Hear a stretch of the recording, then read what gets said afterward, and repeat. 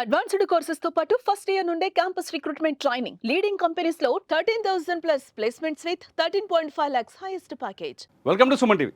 అబ్బా, metro rail ఛార్జీలు మళ్ళా పెంచిర్రా. గవర్నమెంట్ అయితే జనాన్ని దోచుకుంటుందిరా.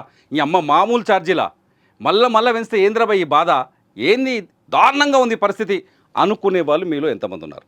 మెట్రో రైల్ ఛార్జీలు పెంచితే తప్పేంటి? నా ప్రశ్నకి మీరు సమాధానం కూడా అడగొచ్చున్నాను. మెట్రో రైల్ ఛార్జీలు పెంచాల్సిన అవసరం ఉంది.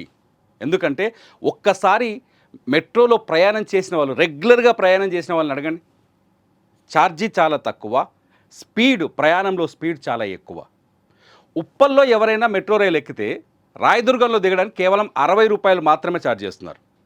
ఒక క్యాబ్ బుక్ చేసి చూడండి, లేకపోతే అట్లీస్ట్ ఒక బైక్ బుక్ చేసి చూడండి. చాలా అగ్రిగేటెడ్ యాప్స్ ఉన్నాయి కదా, యూబర్ అనో, ర్యాపిడో అనో, లేకపోతే ఏదో యాప్స్ ఉన్నాయి కదా. కనీసం బైక్ మీద పోవాలన్నా, బైక్ బుక్ చేస్తే బైక్లో పోవాలన్నా కనీసం 300 రూపాయలు తీసుకుంటాడు. ఉప్పల్ నుంచి రాయదుర్గం కావచ్చు, లేకపోతే ఎల్బీ నగర్ నుంచి మియాపూర్ కావచ్చు. మెట్రో అత్యంత చౌక ధరకి ఇప్పుడు నడుస్తుంది. ఎల్ఎన్టీ మెట్రో నిజంగా, ఈ మెట్రో హైదరాబాద్కి ఒక ఆక్సిజన్ లాంటిది. ఈ పెరుగుతున్న జనాభాకి తగ్గట్టుగా ప్రతిరోజు 5 లక్షలకు పైగా జనాన్ని ట్రావెల్ చేస్తున్నారు మెట్రోలో. 5 లక్షల మందికి పైగా గమ్యాన్ని చాలా వేగంగా ఆన్ టైంలో చేర్చగలుగుతుంది. కాకపోతే ఈ ఛార్జీలు, పాత ఛార్జీలు కంఫర్టబుల్గా ఉన్నాయి. కాకపోతే కొత్త ఛార్జీలు ఒకసారి ఇక్కడ చూద్దాం. పట్టిక చూస్తే మనకు కిలోమీటర్ నుంచి 2 కిలోమీటర్ల వరకు మినిమం ఛార్జ్ 12 రూపాయలు చేశారు, మ్యాక్సిమం ఛార్జీ 75 రూపాయలు చేశారు. జస్ట్ 15 రూపాయలు ఎక్స్ట్రా పెరిగింది అంతే. 60 రూపాయలు ఉండే, మినిమం 10 రూపాయలు ఉండే, ఒక 2 రూపాయలు కనిష్టంగా పెంచితే గరిష్టంగా 15 రూపాయలు పెంచారు. తప్పే లేదు, 17 రూపాయలు అనుకుంటా, 16 రూపాయలు పెంచారు. మెట్రో ఛార్జీలు పెరగడం వల్ల బాధపడ్డ వాళ్ళు ఎవరైనా ఉంటే నిజంగా ఒక్కసారి వాళ్ళు పునరాలోచించుకోవాలి.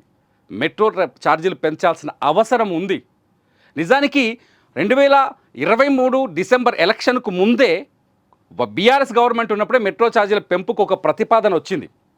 కానీ అప్పుడు ఎలక్షన్లో ఓట్లు నష్టపోతామని చెప్పేసి అప్పటి ప్రభుత్వం ఏం చేసింది, వద్దు అని ఒక కమిటీని వేసింది.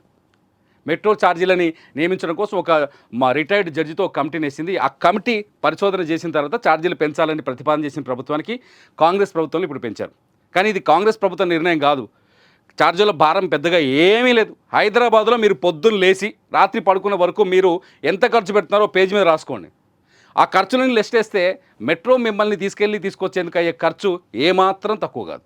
నేనైతే పూర్తి స్థాయిలో సమర్థిస్తున్న మెట్రో ఛార్జీని. కాకపోతే మెట్రో విషయంలో నేను సమర్థించింది ఒకటి ఏంటంటే, 2 విషయాల్లో పూర్తి స్థాయిలో నిర్లక్ష్యం చూపిస్తుంది మెట్రో. ఒకటి, సాయంకాలం వేళ కానీ ఉదయంలో కానీ పీక్ టైమ్స్లో ట్రాఫిక్ మేనేజ్మెంట్లో కొంత బలహీనంగా కనిపిస్తోంది.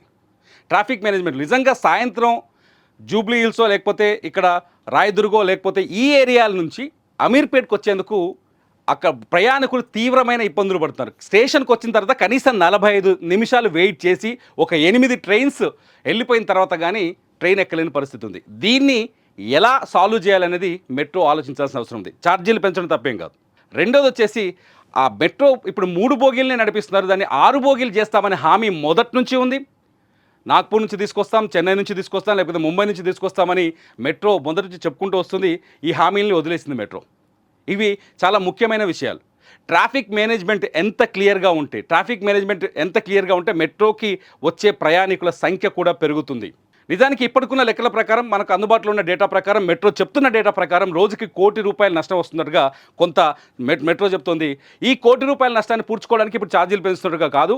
ఈ 1 కోటి రూపాయల నష్టంతో పాటు లాభాల్లోకి రావాలంటే ఖచ్చితంగా 3 బోగీల్ని, మనకి 6 బోగీస్ కెపాసిటీ ఉంది. మన దగ్గర నడిచే మెట్రో రైళ్ళకి 6 బోగీలు పెంచవచ్చు, 6 బోగీల వరకు పెంచవచ్చు.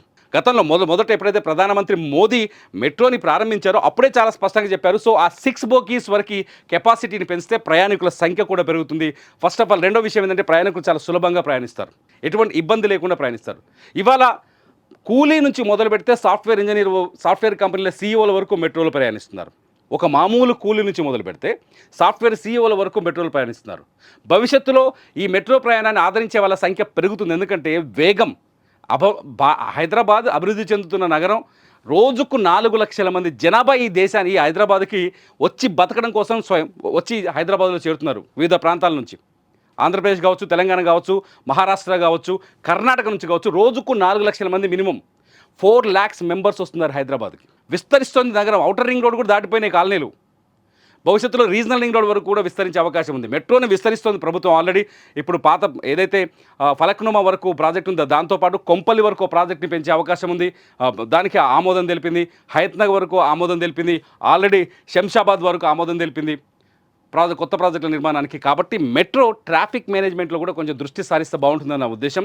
ఎవరైతే మెట్రో ఛార్జీని పెరగకూడదు అనుకున్న వాళ్ళు ఉంటే నన్ను తిట్టొచ్చు దీని కింద, కానీ పెరగకూడదు అనుకునే వాళ్ళు ఉంటే ఖచ్చితంగా మీ కామెంట్ చేయండి. ఎందుకు పెరగకూడదు, పెరగాలి, పెరిగితే తప్పు లేదని నాలాగా వాదించే వాళ్ళని ఉంటే మీరు కూడా తప్పకుండా కామెంట్ చేయండి.